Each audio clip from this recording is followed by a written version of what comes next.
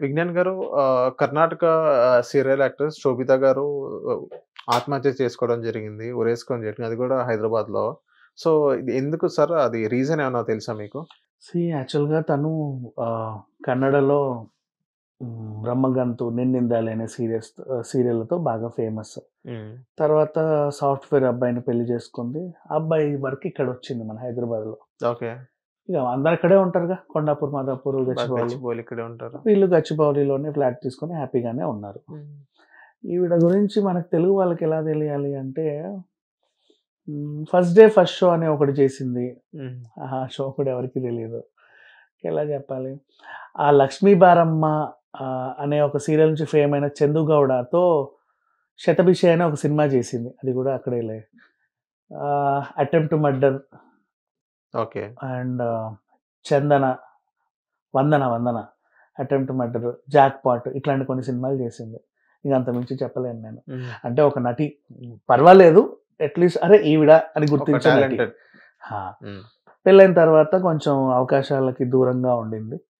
ఆహ్, అంటే మేబీ అవకాశాలకు దూరంగానా? లేకపోతే అసలు ఎందుకు అని? అవకాశాలకే దూరంగా ఉండే. ఓకే. ఎందుకంటే ఆవిడ అవకాశాలన్నీ బెంగుళూరులో గదా! హ్మ్. వచ్చేసింది హైదరాబాద్‌కి. హైదరాబాద్‌కొచ్చారు. ఇక్కడ మళ్ళీ ప్రయత్నించాలి. నేను కన్నడ నటినండి.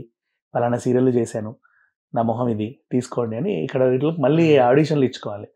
అక్కడ ఆల్రెడీ షీ ఈస్ నోన్ గదా! అవును.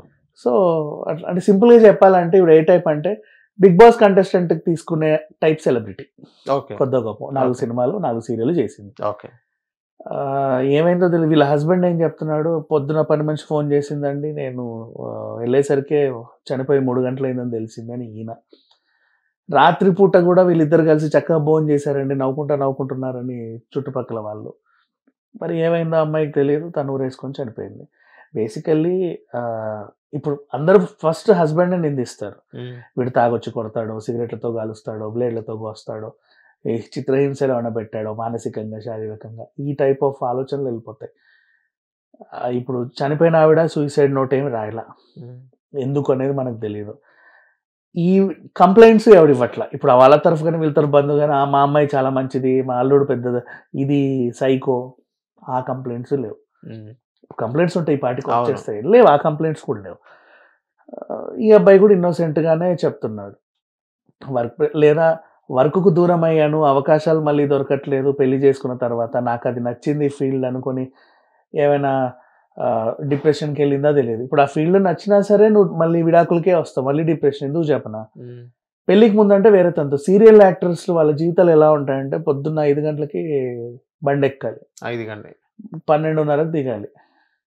రాత్రి వరకు షూట్ అవుతానే ఉంటది. లొకేషన్‌లేమో ఒకటి ఇప్పుడు ఇక్కడే చెప్తున్నా.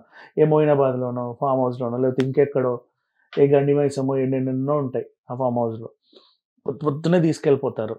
ఆ రోజంతా డే అండ్ నైట్ 4, 5 సీన్‌లు బాగా ఇరగదీసి అప్పుడు బండ్లు పెడతారు. అక్కడ ఎక్కి మళ్ళీ ఇంటికి దిగేసరికి 12 అయిద్దో తెలీదు, 1 గంట అయిద్దో తెలీదు. పడుకొని మళ్ళీ పొద్దున్న లేవడమే. హ్మ్. ఒక సీరియల్ అయితే. నీకు మిగతా అంటే 4, 5 రోజులు వాళ్ళు పిలుస్తారు. మిగతా రోజులు ఖాళీగా ఉంటావు.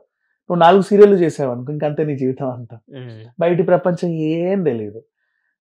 పెళ్లయితే మళ్ళీ హస్బెండ్ ఫీల్ అవుతాడు. "నువ్వు నాకు టైం ఇవ్వట్లేదని." ఇలాంటి గొడవలొస్తాయి. హ్మ్.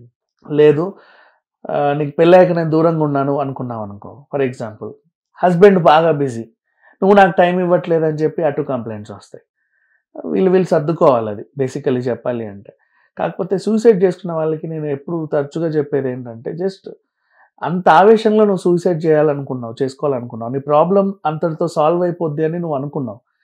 నిన్ను నమ్ముకున్న వాళ్ళు మళ్ళీ ఆహ్, కొత్తగా ప్రాబ్లమ్‌లోకొస్తారు గదా! పోస్ట్‌పోన్ జేసుకోండి. నీకు చావాలని ఉంది.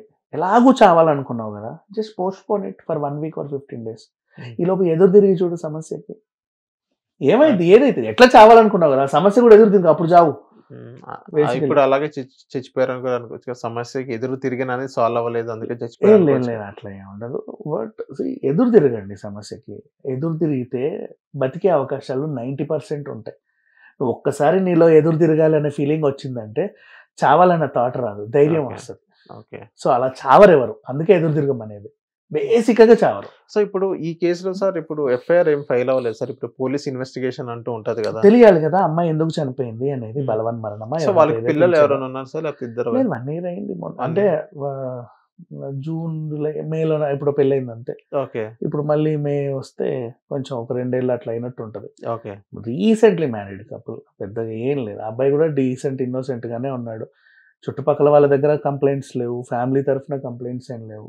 అమ్మాయి మాత్రం చనిపోయిందంటే ఏదో పెద్ద బాధతోనే చనిపోయింది. బట్ వాట్ హ్యాపెండ్ అనేది ఇప్పుడు ఆవిడ ఫోన్ చాటింగ్ ద్వారానో లేకపోతే ఇంకా ఫ్రెండ్స్‌లో ఇన్వెస్టిగేషన్ చేయడమో, లేదా హస్బెండ్‌ని మళ్ళీ రీఇంటరోగేట్ చేయడమో చేస్తే కానీ తెలీదు.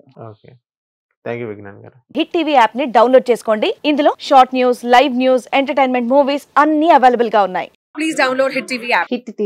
హిట్ టీవీ యాప్ని ఫ్రీగా డౌన్లోడ్ చేసుకోండి.